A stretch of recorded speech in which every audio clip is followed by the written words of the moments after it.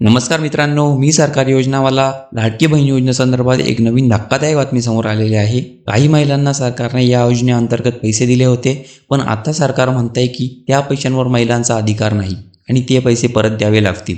असे तुम्ही तुमच्या आजूबाजूला ऐकले असेल. हे कितपत खरं आहे आणि कितपत खोटं हे आज आपण बघणार आहोत. पण तुम्हाला प्रश्न नक्की पडला असेल की सरकार पैसे परत कसे घेणार, किती पैसे परत घेणार आणि कोणत्या महिलांकडून घेणार आणि हे सगळं का घडते. पण त्या सगळ्यांची सविस्तर माहिती आपण या व्हिडिओमध्ये बघणार आहोत, म्हणून हा व्हिडिओ शेवटपर्यंत नक्की बघा. तर पहिला प्रश्न आहे की सरकार पैसे परत घेणार का नाही. मित्रांनो, लाडकी बहीण योजनेअंतर्गत महिलांना आर्थिक मदत दिली जाते, पण सरकारने आढळून आणले की काही महिलांना अपात्र असतानाही योजनेचा लाभ मिळाला आहे. अशा महिलांच्या खात्यात चुकीने पैसे जमा झाले होते. पण मेन मुद्दा हा आहे की हे पैसे सरकार परत घेणार आहे की नाही.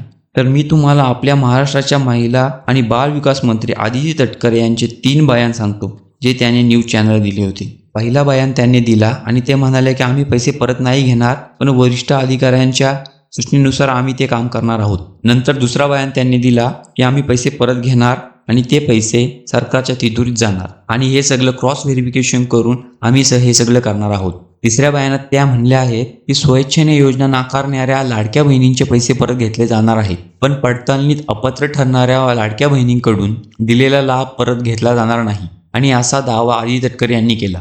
म्हणजेच ज्या महिला स्वेच्छेने पैसे नाकारणार आहेत त्यांच्याकडून ते परत घेतले जाणार आहेत, पण पडताळणीत अपात्र ठरणाऱ्या लाडक्या बहिणींकडून दिलेला लाभ परत घेतला जाणार नाही, असे आदिती तटकरे मॅडम म्हणत आहेत. पण वरिष्ठ अधिकाऱ्यांच्या सूचनेनुसार हे सगळं काम होणार आहे, त्यामुळे आत्ता तरी सांगता येत नाही की पैसे परत घेतले जाणार आहेत की नाही. पण आपण सतर्क राहायला पाहिजे, म्हणून ही माहिती मी तुम्हाला देत आहे. तर आपण आता बघणार आहोत कोणत्या महिला अपात्र आहेत. जेव्हा ही योजना सुरू झाली तेव्हा सरकारने आपल्याला काही नियम अटी दिल्या होत्या, त्यात काही फेरबदल सुद्धा झाले आणि आता ज्या नवीन अटी आणि नियम आहेत त्या मी तुमच्यासमोर सांगतो. तर पहिली अट अशी आहे की महाराष्ट्र राज्याचे कायमचे रहिवासी असणे आवश्यक आहे. दुसरी आहे नुकतीच वयोमर्यादा वाढवण्यात आली आहे. तिसरी आहे तुमच्या कुटुंबाचे वार्षिक उत्पन्न 2.5 लाखापेक्षा जास्त नसावे. चौथी आहे तुमच्या कुटुंबातील कोणतेही सदस्य सरकारी कर्मचारी किंवा आयकरदाता नसावा, म्हणजेच इन्कम टॅक्स देणार. पाचवी आहे ट्रॅक्टर सोडून घरात इतर कोणतेही 4 चाकी वाहन नसावे.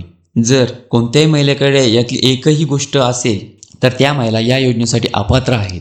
आणि पुढील प्रश्न आहे की किती पैसे परत घेणार.